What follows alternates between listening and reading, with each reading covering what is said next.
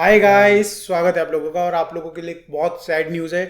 Football team India की बाहर हो चुकी है एशियन गेम से, सऊदी अरेबिया से, जिसके अगेंस्ट हमने बोला था कि भाई, इन्होंने बोला था 3-0 से बाहर आउट होंगे, हराई गेम में सऊदी अरेबिया।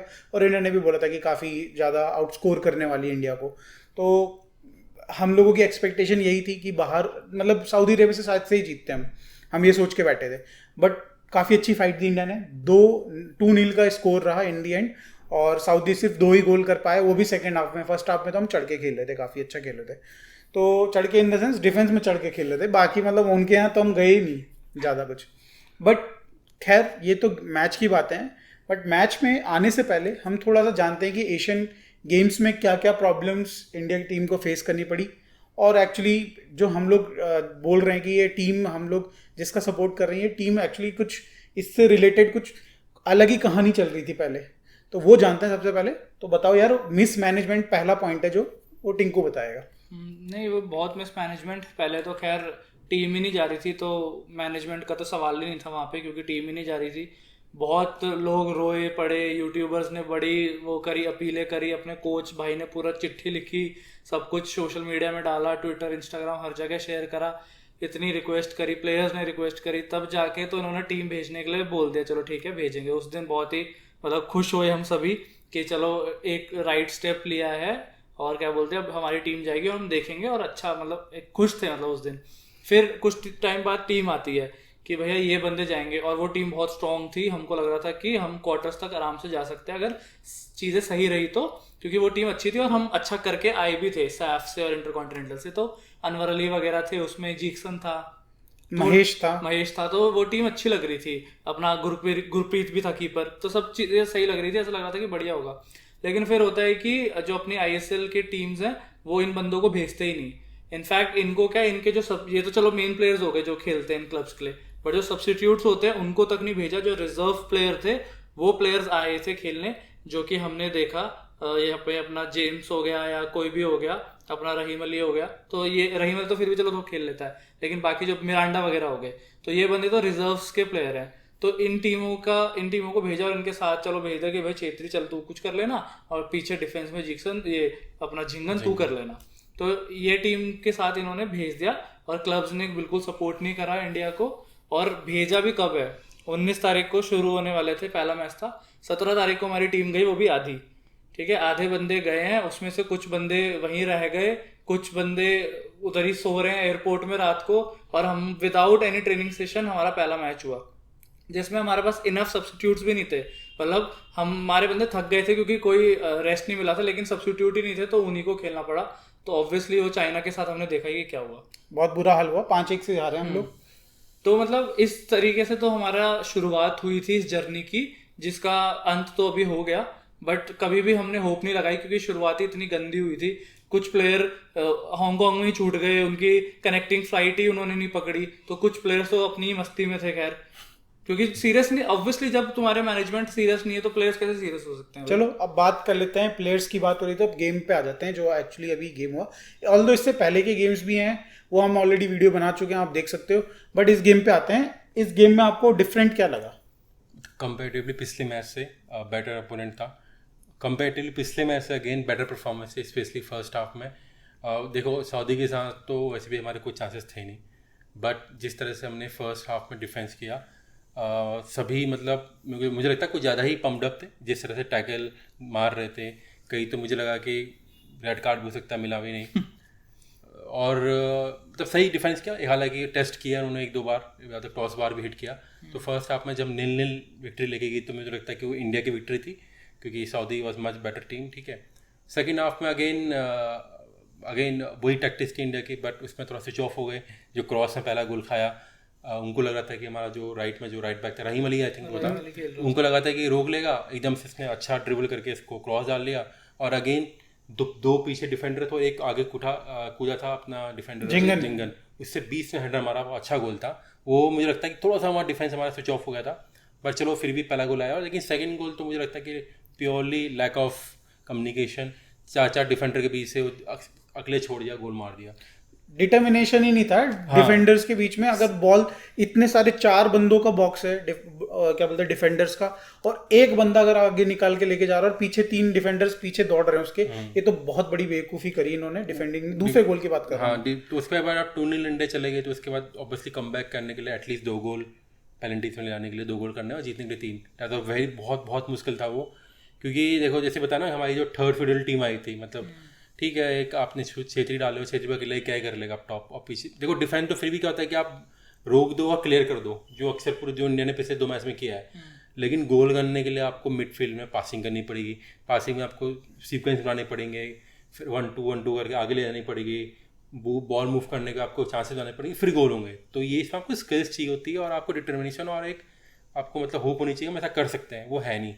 क्योंकि अगेन बोला ना, प्लेयर की लैक ऑफ क्वालिटी भी है, थर्ड फिडल टीम के लिए प्रैक्टिस भी नहीं है और बस खाना पूर्ति करने के लिए भेज दिया टूर्नामेंट। उसके बावजूद मुझे लगता है कि फिर भी एक अच्छा एक्सपोजर प्लेयर्स को मिला, क्योंकि हो सकता है कि यही प्लेयर आगे जाके अच्छा इंप्रूव करेंगे।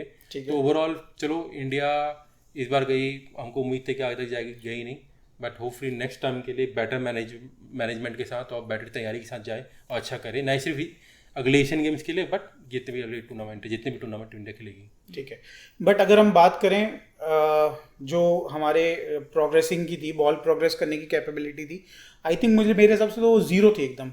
मतलब आप कैरी ही नहीं कर पा रहे, इनफैक्ट आप ये सोच रहे हो कि मैं पीछे कैसे ले जाऊं, आगे आपको 2 बंदे दिख रहे हैं तो आप अपना बेसिकली अपना प्लेयर ही नहीं आप स्पॉट कर पा रहे हो। अब पीछे लेके आ रहे हो बॉल, वहां बॉल फंस रही है डी के अंदर, फिर उल्टी सीधा शॉट मार के क्लियर करनी पड़ रही है, फिर वहीं की वहीं रह जा रहा है गेम। पूरा का पूरा गेम अगर आप देखो ना तो 80% गेम हमारा इंडियन डी के आसपास ही हुआ है। ठीक है, सऊदी वाले वहीं थे, उन लोगों की पोजीशन मतलब अगर वो जो होता नहीं हीट मैप, वो देखोगे तो ऐसा गंद मचा होगा वहां पे एक एरिया में, बिल्कुल लाल हो रखा होगा। बिल्कुल सही बात है, 80% वहीं पे गेम हुआ है। नहीं ये भी देखो ना कि जैसे कि सऊदी हो या फिर और टीम है, उनकी बेस्ट अंडर-23 टीम आई पहली, अगेन उनकी फैसिलिटी और उनका सब कुछ तैयारी हमसे कितनी अच्छी रही है। ठीक है, और उनके ऑब्वियसली रहेंगे। मेरा कहने का मतलब ये कि आप ये एक्सक्यूज नहीं दे सकते, आप प्रोफेशनल फुटबॉलर हो और अगर आपसे सीधा पास अगर देने को अगर बोले जाए अपने बंदे को, और वो भी आप सीधा पास बंदा कहीं और है, आप उसके प्लेयर को दे देते हो, तो ये चीज़ तो एक बहुत ही बेकार है ना। ठीक है, मैं ये नहीं बोलता कि भैया आप थ्रू बॉल बनाओ ऐसी कि मेसी की तरह या फिर भैया मॉड्रिच की तरह या फिर कोई ज़ावी इनिएस्टा की तरह आप खेलो ऐसे मिडफील्ड में कि आंखें खुली की खुली रह जाए, वो नहीं बोलता, बट सीधा पास तो एटलीस्ट दो ना। आप सीधे पासेस ही नहीं हो पा रहे जिनसे अपना बंदा स्पॉट करके उसको दे नहीं पा रहे और वो सामने वाला इंटरसेप्ट कर ले रहा है ईजिली। उसको कोई मेहनत स्लाइड करके इंटरसेप्ट नहीं किया किसी ने, पाँव में बॉल आई है उनके। ठीक है, तो ये तो इस क्वालिटी की पासेस कर रही थी ये टीम। तो चलो अब इसी पे ही हम कंटिन्यू करते हैं। तुमको क्या लगता है ये जो अंडर-23 के बंदे खेल रहे थे आज टीम में, इनमें से कोई भी आप इंडियन टीम में आगे फ्यूचर में देख रहे हो? नहीं भाई, मैं तो नहीं देख पा रहा और ना मैं देखना चाह रहा हूँ कुछ प्लेयरों को, क्योंकि बहुत ही पुअर परफॉर्मेंस, बहुत पुअर डिसीजन मेकिंग। मतलब डिफेंसिवली वी वर गुड, ठीक है, हम कर रहे थे, ढंग से कर रहे थे चीज़ें, लेकिन भाई एक मतलब जो मैच जीतने के लिए डिफेंस ही नहीं करना होता, गोल से मैच जिताते हैं और तुम्हें ऑफेंसिवली चीज़ें करनी पड़ती है। तुम ऊपर नहीं देख के खेल पा रहे, तुम 4 पासेस स्टिच नहीं कर पा रहे, तो यार कैसे गेम आगे चलेगा? जो आप बोल रहे हो वही चीज हो रही थी। मतलब हम इतना डिफेंसिवली इतने मतलब डिफेंसिव माइंडेड हो रखे थे शुरू से कि हम अगर बॉल हमारे पास आ रही है, हमारे पास अगर ऑप्शन भी है ना काउंटर देने के लिए, हम पीछे ही पास दे रहे हैं। हम इतना डिफेंसिव माइंडेड हो चुके थे। मतलब एक होता है कि काउंटर पे खेलना, लेकिन वो चीज करनी भी तो पड़ेगी, काउंटर आगे बॉल देनी भी तो पड़ेगी, वो चीज हो ही नहीं रही थी। मतलब जब तुमने 2 गोल खा लिए उसके बाद क्या है तुम्हारे पास? नथिंग टू लूज भाई, कुछ भी नहीं है। तो तुम्हें करने चाहिए था ना, प्लेयर उसी टाइम आगे डालने चाहिए थे। जो हमने आखिरी के 2 मिनट में देखा, मिरांडा जो क्रॉस डाल रहा है, वो हम 15 या 20 मिनट पहले क्यों नहीं देखा हमने वो चीज? तो ये चीज है, इनको मतलब इंप्रूव करनी पड़ेगी। हम ये नहीं बोल सकते बस कि सारी चीज मैनेजमेंट की थी। जब तुम बंदे वहां पहुंच गए तो खेलना तो तुम्हें पड़ेगा ना। बेसिक टचेस तो तुम ले ही सकते हो, इतना तो हम एक्सपेक्ट कर रहे हैं प्रोफेशनल फुटबॉलर से। वो भी नहीं थी, तो वो चीज ये भी रहता है ना कि अगर हम देखें वर्ल्ड के अंदर जो हाईएस्ट पेड होते हैं फुटबॉलर, वो फॉरवर्ड्स होते हैं या फिर मिडफील्डर्स होते हैं। क्यों? डिफेंडर तो नहीं होते। और क्योंकि एक रीज़न है कि जो आगे बॉल प्रोग्रेशन है और फिर जो आपका फिनिशिंग है, स्ट्राइकिंग है, वो डिफिकल्ट टास्क है कंपैरेटिवली डिफेंडिंग में। डिफेंडिंग आपने गोल बचा लिया, शॉट मारे, क्लियर कर दिया, बट इसको बॉल लेकर आना वो दैट इज टफ। तो इसीलिए उसका कोई ज़्यादा उस तरह की क्वालिटी में दिखी ही नहीं। अगेन डिफेंडिंग में तो हो जाएगा, खड़े कर दो, सारे प्लेयर गोल कहाँ कर पाएगा कोई। तो वही है, तो बहुत इंप्रूवमेंट की ज़रूरत है। देख लिया हमने, बट ठीक है, चलो अब फाइनली एक आखिरी पॉइंट पे बात कर लेते हैं कि अब मतलब अब क्या किया जाए as a fan, Indian fan, क्या एक्सपेक्ट किया जाए नेक्स्ट जो टूर्नामेंट होने जा रहा है? आई थिंक कौन सा मदेरा वदेरा कप है, मैंने देखा अब उसके लिए वो कब होने जा रहा है? पहली बात तो ये है, क्या उसके लिए आईएसएल अपनी टीम्स को, जो प्लेयर्स हैं उनको जाने देंगे?